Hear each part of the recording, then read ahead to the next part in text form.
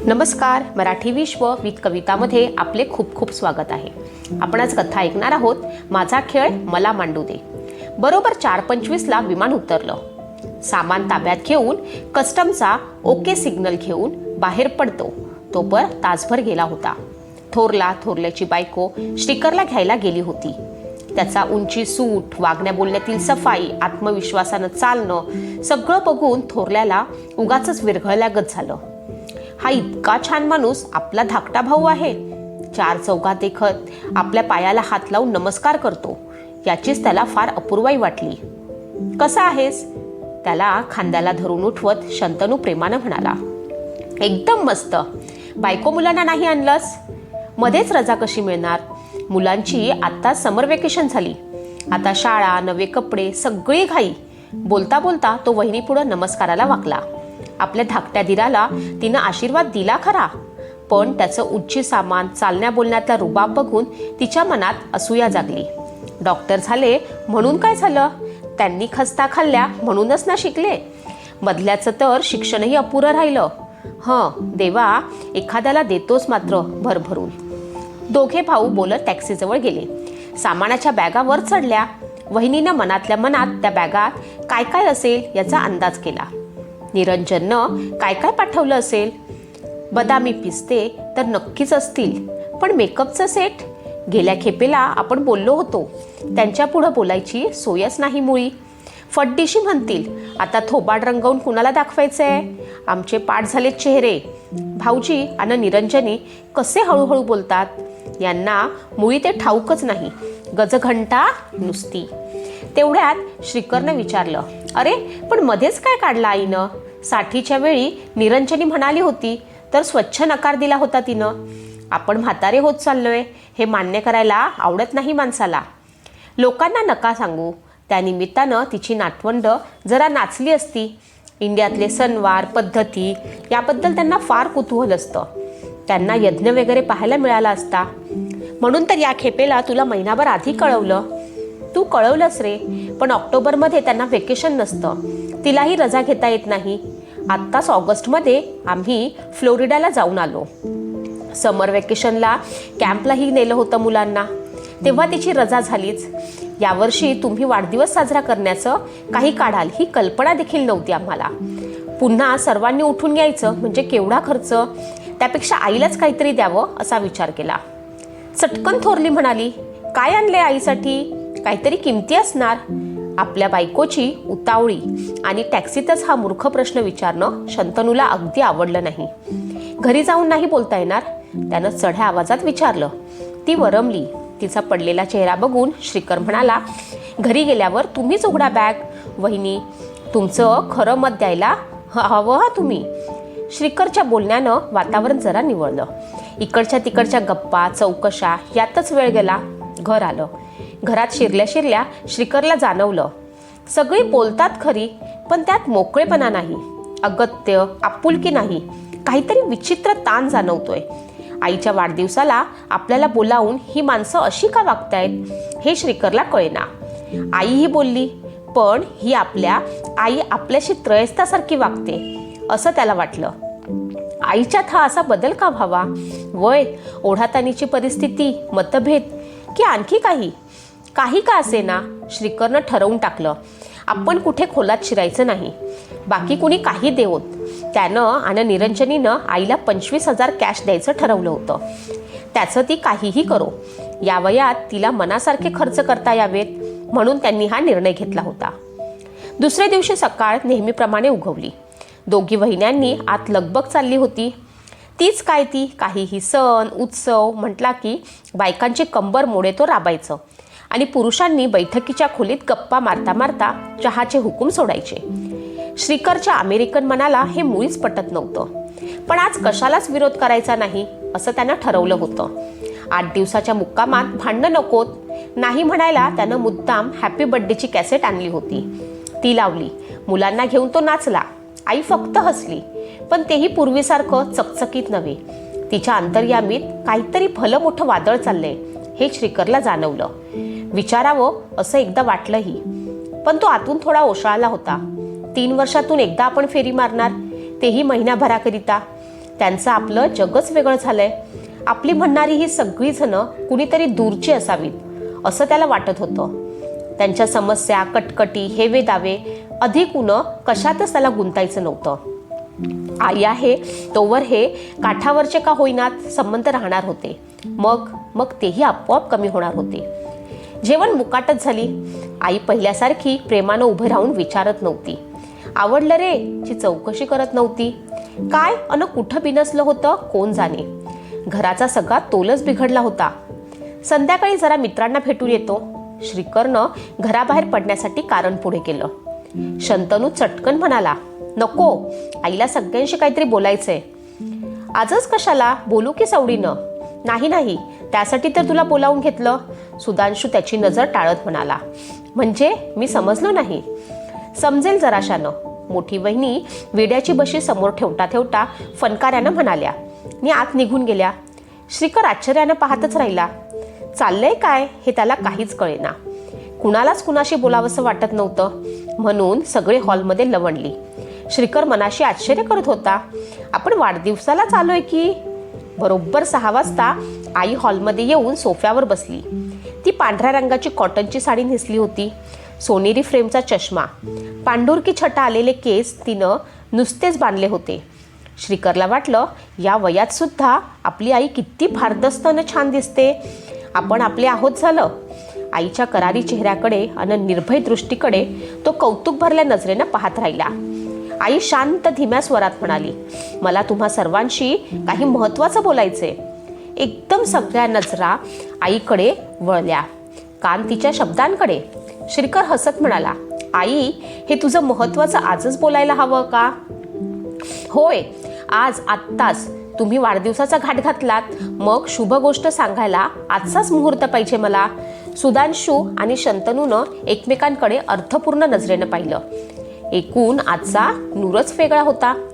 तसं पाहिलं तर गेल्या 7-8 वर्षात आई फार बदलली होती. आई बदलली होती की मुलं बदलली होती कोण जाणे. सगळ्या घरातनं कात टाकली होती. थोरल्याचं लग्न झालं, 2 वर्षांनी मधल्याचंही झालं. तशी राहत होती सगळी एकत्रच, पण एका घरात राहून सौतास उभा झाली होती. सुनांच्या माहेरची माणसं आली की त्यांच्या खोलीत जायची. मित्रांचीही तीच तऱ्हा. ज्याच्या त्याच्या पार्ट्या, खरेदी, वाढदिवस सगळं स्वतंत्र.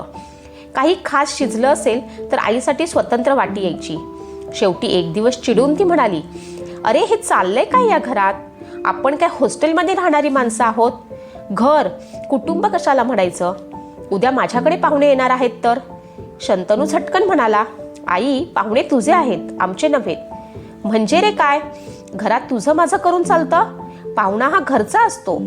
आई, भलत्या कल्पना सोड तू. बाबांचं कुणीतरी लहानपणीचे मित्र, नाहीतर तुझी जुन्या ऑफिसमधली मैत्रीण यांच्याशी आमचा संबंध काय? कुणीही केस पिकलेला मनुष्य पाहिला की नमस्काराला वाका. आपल्याला हे मुळीच पसंत नाही. जे पसंत नव्हतं ते मुलांनी सहजी दूर सारलं. ती मात्र घर नावाच्या भोज्याला धरून राहिली. सण वार आलं गेलं करत राहिली. थोरल्याचं मधल्याचं करत राहिली. धाकट्यासाठी डोळा शिजवत राहिली. त्यावरती मधला कुश्चितपणे म्हणायचा, तो अमेरिकेवाला ना म्हणून लाडका. कशाला रे टोचून बोलता मला?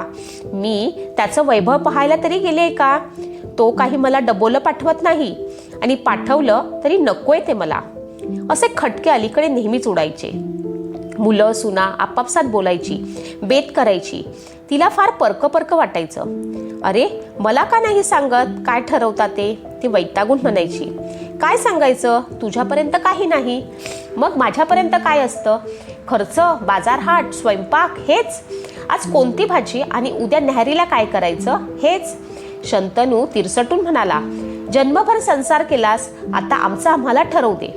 चपराक मारल्यासारखी ती गप्प झाली. सुनांच्यात तिनं कधीही मन घातलं नव्हतं. त्या बाहेरून आलेल्या, त्यांना हातात संसार आल्याखेरीज या घराचं प्रेम कसं वाटणार? आजकाल मुली लहान वयातच स्वतंत्र वृत्तीच्या होतात.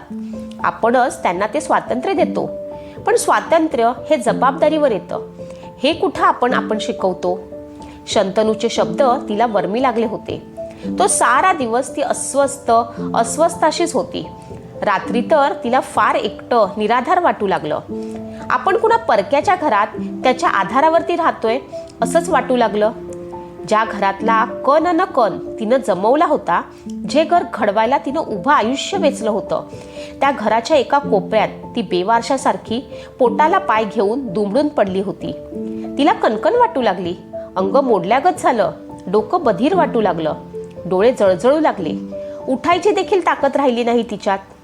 किती वेळ कोण जाणे ती पडून होती आणि तिला काहीतरी विचित्र जाणवलं. हे जे काही जाणवायला ते आपल्या देहात, आणि ती उठून बसत स्वतःचाच अंदाज घ्यायला लागली. तिच्या देहातून काहीतरी बाहेर पडत होतं, अगदी अलग होऊन. काय ते? तिनं जड डोळ्यांनी पाहिलं. समोरच्या टेबलावर, खुर्चीवर, शोपीसवर काहीतरी निराकार पण अस्तित्व असलेलं. तिला ओळख पटली. लोभ, प्रेम, माया, ओढ सगळं तिच्यातून हळूहळू बाहेर पडलं होतं.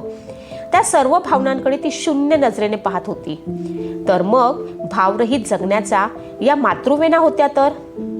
तर मग आता आपल्यात शिल्लक काय राहिलं आहे? फक्त राग, द्वेष, तिटकारा, तिरस्कार. आपण माणूस म्हणूनच संपतो की काय? तिनं भयभीत नजरेनं आणि करुणेनं स्वतःकडे पाहिलं आणि तिला एकदम आणखी एक जाणवलं. जगाला जवळ घेणारी अपार करुणा आणि पापाविषयी भीती अजून तिच्यात शिल्लक होती. तिला काहीतरी बरं वाटलं. जे गेलं ते आपल्यात नव्हतंच आणि जे राहिलंय ते अखेरच्या क्षणापर्यंत सोबत करणारं. ती उमेदीनं उठली. पहाटेच्या त्या शांत प्रहरी तिच्या आयुष्याची दिशा निश्चित झाली होती. खूप संसार केला आता, किती गुंतायचं त्यातच. नको आहोत आपण कुणाला तरी दावणीला बांधलेल्या गुरासारखं तिथंच धडपडायचं. हे कुठंतरी थांबायला हवं, निदान बदलायला हवं. आणि आई घरातून तुटत गेली. तिचा घरातला संसार संपला. बाहेरचा पसारा वाढला. साक्षरता प्रसारता वर्ग, आदिवासींच्या वस्तीतलं महत्त्वाकांक्षी प्रकल्प, झोपडपट्ट्यांतल्या मुलांसाठी इंग्रजी गणिताचे वर्ग. काम वाढतच होतं. पूर्वी अमेरिकेतल्या मुलांसाठी तिची ओढ जास्त असायची. त्यांची पत्र यायची, कमी झालीत हे तिला आतून आता जाणवायला लागलं. तरीही पण शंतनूच्या कठोर प्रहारानं तिचे डोळे खरंच उघडले. आता त्या आदिवासीत तिला तिचा श्रीकर दिसायचा. शंतनू, सुधांशू दिसायचे. आपली कुणाला तरी गरज आहे ही भावना सुखावह वाटायची. आणि एक दिवस तिनं शंतनूला सांगितलं, श्रीकरला येण्यासाठी मी पत्र टाकते. आता मध्येच? हो, आता मी 65ची होईन ना. माहीत नाही पुढे किती आयुष्य वाटायला येणार आहे. तेव्हा आत्ताच सगळे निर्णय घेऊन तुमच्या पुढे ठेवायचेत मला. आई नक्की काय बोलणार याची दोघांनाही कल्पना नव्हती, पण मोठीशी उत्सुकताही नव्हती. करते ना काहीतरी, करू देत, इतपतच महत्त्व. आणि आज आई त्या सगळ्यांसमोर आपला विचार मांडायला येऊन उभी होती. श्रीकर, सुधांशू, शंतनू, मी काय म्हणते ते शांतपणाने ऐकून घ्या. मी तुमचं मत विचारणार नाहीये. निर्णय मी घेतलेले आहेत. आईच्या बोलण्यावरती शंतनू आणि सुधांशू अस्वस्थ झाले. सुना किंचित सावध होऊन पुढे सरसावल्या. आई म्हणाली, या जागेत मी जागृती मंडळ काढणार आहे. हे काय नवं खूळ? सुधांशूनं विचारलं. खूळ नव्हे, हा मी विचारपूर्वक घेतलेला निर्णय आहे. परिपक्त्यांना आधार देण्यासाठी मी इथं मंडळ स्थापन करणार आहे. हा आश्रम नव्हे, हे मंडळाचं कार्यालय असेल. त्यावर शंतनू उसळून म्हणाला, आम्ही हे कदापि होऊ देणार नाही. आई त्या धीम्या स्वरात म्हणाली, ही माझी स्वकष्टांजित कमाई आहे. या जागेचं काय करायचं हे मी ठरवणार आणि ठरवलेलंही आहे. तुमचा निर्णय घ्यायला तुम्ही स्वतंत्र आहात. मग माझे निर्णय घ्यायला स्वातंत्र्य मला नको का? त्यावर श्रीकर मऊ स्वरात म्हणाला, आई प्लीज तू शांत हो ना. तू जे निर्णय घेणार आहेस ते विचारपूर्वकच घेतलेले असतील. त्यावर चर्चा कशाला? आम्हाला तुझे निर्णय मान्य आहेत. मुळीच नाहीत, शंतनूनं त्याला तोडलं. तू कोण रे? ढुच्चाचार्य, सर्वांच्या वतीनं निर्णय देणारा. तू राहणार एवढ्यात दूर, तुला कशाची काही नाही, गडगंज पैसा आहे. तुला कशाला काळजी वाटणार इथल्या इस्टेटीची? मला खरंच काळजी नाही. मला इथलं काही नकोय. तिथं मी सुखात आहे. I am happy. इथं जे आहे ते आईचं, तिचं तिला ठरवू दे ना. काय म्हणून? आम्ही त्याचे कुणीच नव्हे. सुधांशू तावातावानं ओरडला. आई शांतपणाने म्हणाली, तुम्ही माझी प्रिय मुलं आहात. तुम्हाला मी लहानाचं मोठं केलं, वाढवलं, कष्ट उपसले, वेळी उपास काढून. हे तुझ्या मुलांचंच केलंस ना, शेजारच्या मुलांचं नव्हे. प्रत्येक आई वडिलांनी मुलांसाठी कष्ट उपसावेच लागतात, ते त्यांचं कर्तव्यच आहे. थोरला ठामपणानं म्हणाला, खरंय ते कर्तव्य आईवडिलांनाच असतात, मुलांना नसतात. कर्तव्याच्या गोष्टी तुम्हाला शिकवू नकोस शंतनू. मी जुन्या काळची भाबडी अडाणी आई नव्हे. नवरा म्हणजे परमेश्वर अन मुलं म्हणजे दैवत असले खुळे संकेत माझ्या मनात नाहीत. आपण सगळी माणसंच आहोत. आत्ताही आपण एकमेकांना माणूस म्हणून समजून घेणार नसू तर कर्तव्याचा प्रश्नच कुठे येतो. शंतनू, माझ्या मागे तुमची आपापसात भांडणं नकोत. म्हणून मी आत्ताच सांगते आहे, यावर जे रण माजेल ते आत्ताच माजू द्या. जिवंतपणे सगळं पचवायची ताकद आहे माझ्यात.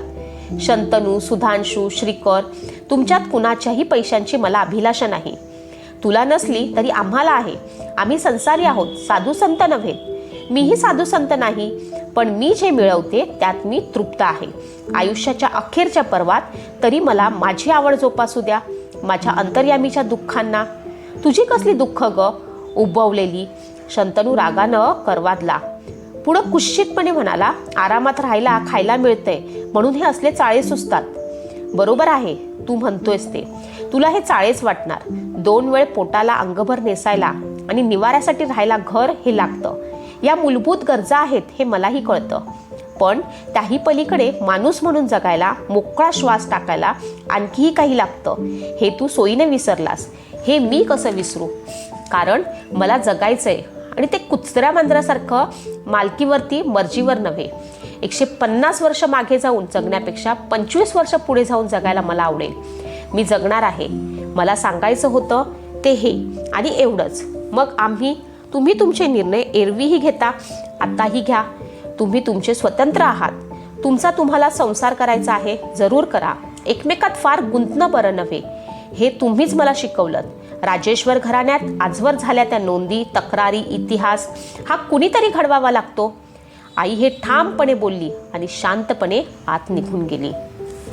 अशाच नवनवीन कथा ऐकण्यासाठी तुम्ही माझ्या चॅनलला सबस्क्राईब करा. धन्यवाद.